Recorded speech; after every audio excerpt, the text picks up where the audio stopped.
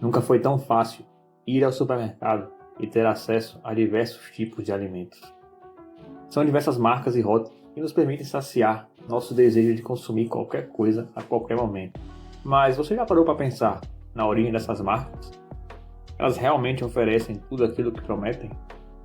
Pode até parecer estranho, mas apesar da grande variedade de marcas disponíveis hoje, as empresas por trás delas são poucas. É por isso que hoje vamos conhecer uma das maiores empresas do mundo, a Nestlé, dona de mais de 2.000 marcas.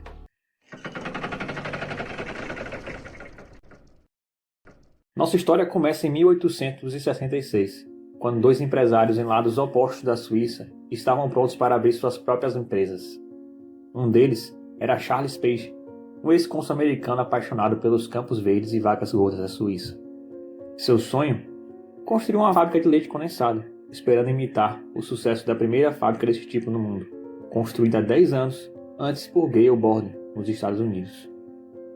Charles já havia enviado seu irmão George àquela fábrica para tentar aprender mais sobre o método de Borden, que envolvia a evaporação de água, leite e a adição de açúcar. Juntos, os irmãos fundaram a Anglo-Swiss Condensed Milk Company, na esperança de se tornar a principal fornecedora de leite condensado do Império Britânico. Ao mesmo tempo, 100 milhas ao sudeste dos irmãos Page, viveu Henri Nestlé, um imigrante alemão com uma paixão igualmente fervorosa por produtos lácteos. Como uma das 14 crianças da família Nestlé, Henri estava dolorosamente ciente da alta taxa de mortalidade infantil em toda a Europa. Para ajudar a resolver o problema, ele dedicou vários anos desenvolvendo uma alternativa acessível ao leite materno. Utilizando uma combinação de leite, grãos e açúcar, em 1866, o produto conhecido como farinha láctea Nestlé começou a ser comercializado. Desde seus primeiros anos, o produto ganhou destaque por possuir uma espécie de função médica, sendo capaz de ajudar na recuperação de crianças desnutridas e ainda possuir um preço acessível. Em 1871, sua fórmula infantil já havia sido vendida por toda a Europa Ocidental, com sua fábrica produzindo mais de 1.000 latas por dia, e dobrando sua produção em apenas 2 anos. No entanto, em 1877, um novo concorrente surgiu para desafiar Nestlé. Enquanto Henri ganhava centavos vendendo sua fórmula infantil na Europa Ocidental, os irmãos Page tinham feito fortuna vendendo seu leite condensado em todo o mundo. Eles se tornaram o principal fornecedor do Império Britânico, como haviam previsto inicialmente. Mas em 1877, eles também se espalharam para os Estados Unidos e pela Europa Ocidental. Ansiosos para expandir seus negócios, os irmãos Page começaram a vender suas próprias fórmulas infantis. Para Henri, tratava-se de uma declaração de guerra, e por isso lançou rapidamente a marca de leite condensado Nestlé, iniciando uma implacável guerra de preços que duraria quase 30 anos. Embora as duas empresas tenham experimentado crescimento nesse período, a concorrência teve um impacto significativo em seus resultados. Henri e os irmãos Page eram homens de orgulho e não estavam dispostos a ceder. No entanto, em 1905, após a morte dos três, os diretores das duas empresas sentaram, discutiram e concordaram em se fundir. A empresa recém-formada contava com um total de 20 fábricas e ao longo de toda a próxima década, a Nestlé expandiu sua presença para todos os continentes habitados. In August 1914, it took only one day to show the world how horrific the European war would be. O advento da Primeira Guerra Mundial inicialmente parecia vantajoso, já que os militares reconheceram o valor do leite desnatado. No entanto, a Nestlé logo percebeu que não conseguiria atender à crescente demanda devido à escassez de matérias-primas e embargos internacionais, o que deixou suas 20 fábricas vazias. Como resposta, a Nestlé começou a adquirir fábricas nos Estados Unidos, expandindo drasticamente a sua capacidade de produção e buscando parcerias com os americanos. Em 1917, a capacidade da Nestlé dobrou para 40 fábricas, e até 1921 havia dobrado novamente, atingindo um total de 80 fábricas. A Primeira Guerra Mundial trouxe uma importante lição para a Nestlé: não colocar todos os ovos em uma única cesta. Durante os anos 30, a empresa abriu fábricas na Ásia, na América Latina e preparou para os próximos conflitos. Essa descentralização acabou protegendo a Nestlé da Grande Depressão e permitiu o desenvolvimento de um dos produtos mais renomados, o Nescafé. Aqui está o motivo. Nescafé. É com ele que eu preparo o melhor café com leite do mundo.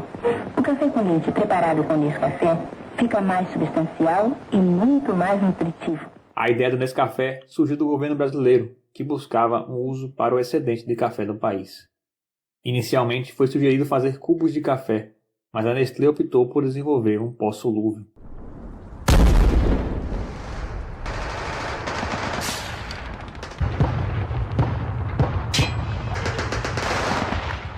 Quando a Segunda Guerra eclodiu, a Nestlé sentiu a sensação de déjà vu. Inicialmente, a demanda cresceu rapidamente, mas a escala de destruição global resultou novamente na escassez de produtos Nestlé. A salvação veio em 1941, quando os Estados Unidos entraram formalmente na guerra. O Nescafé tornou-se um item essencial para as Forças Armadas, e os contratos governamentais impulsionaram os lucros da Nestlé. A Segunda Guerra foi tão lucrativa para a Nestlé que a empresa começou imediatamente a adquirir pequenas empresas com problemas financeiros. A aquisição mais bem-sucedida ocorreu em 1947, quando a Nestlé comprou a Maggi, fabricante de sopas e condimentos. Um ano depois, a Nestlé lançou dois produtos brilhantes, Nestia e o Nesquik, que rapidamente alcançaram a popularidade do Nescafé. Na década seguinte, a Nestlé expandiu-se principalmente por meio de aquisições, entrando em novos mercados, desde alimentos congelados até produtos farmacêuticos. Uma das jogadas mais bem-sucedidas foi em 1974, quando adquiriram 30% das ações da empresa francesa de cosméticos L'Oréal. Foi a partir daí que a Nestlé começou a enfrentar a primeira grande controvérsia.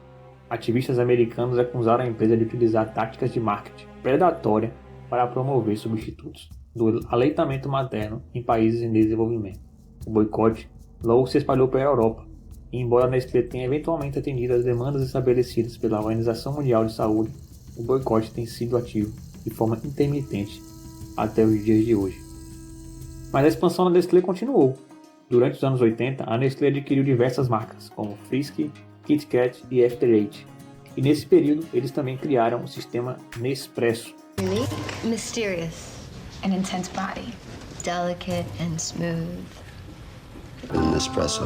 What else? Em 1992, a Nestlé decidiu se concentrar-se na água mineral, estabelecendo-se como a maior empresa de água engarrafada do mundo. Desde então, a sua lista de marcas tem crescido exponencialmente, assim como suas controvérsias. Em 2002, a Nestlé exigiu o pagamento da dívida da Etiópia durante uma das piores fomes recentes, mas acabou recuando, depois de receber mais de 8.000 reclamações por e-mail. Em 2005, o CEO da Nestlé afirmou que as pessoas não deveriam ter direito à água, uma afirmação que gerou grande repercussão negativa. Há duas opiniões diferentes sobre o assunto.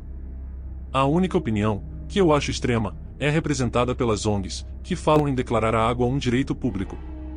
Isso significa que, como ser humano, você deve ter direito à água. Essa é uma solução extrema. A Nestlé novamente teve que dedicar uma sessão de perguntas e respostas para desculpar e recuou. Por último, mas não menos importante, a indústria de cacau, que é a base de produtos de chocolate da Nestlé, e também um dos principais centros de trabalho infantil, escravidão e tráfico de pessoas. Se ele tivesse escolha, ele não trabalharia? Abdul disse que é da vizinhança de Burkina Faso. Quando seu pai morreu, ele disse que um estranho o trouxe para a Costa do Marfim. Abdul nunca comeu chocolate. Disse a gente que nem mesmo sabe para que serve o cacau.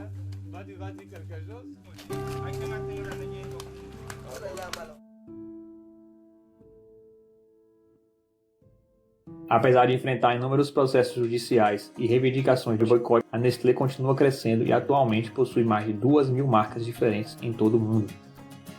Considerando que é improvável que as pessoas deixem de desfrutar dos produtos da Nestlé, é seguro dizer que a empresa continuará a se expandir no futuro.